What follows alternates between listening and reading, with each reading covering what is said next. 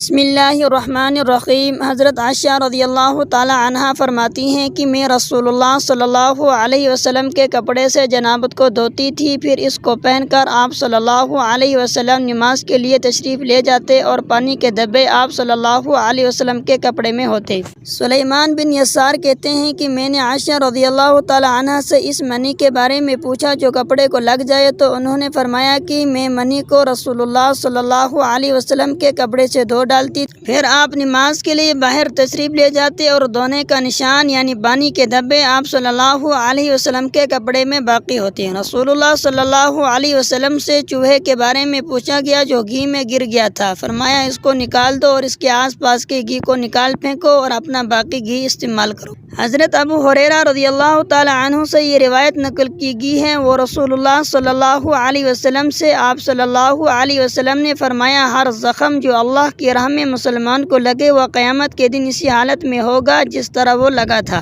اس میں سے خون بہتا ہوگا جس کا رنگ تو خون کا سا ہوگا اور خوشبو مشک کی سی ہوگی۔ حضرت ابو ہریرہ رضی اللہ تعالی عنہ نے رسول اللہ صلی اللہ علیہ وسلم سے سنا، آپ صلی اللہ علیہ وسلم فرماتے تھے کہ ہم لوگ دنیا میں پچھلے زمانے میں آئے ہیں مگر آخرت میں سب سے آگے ہوں گے۔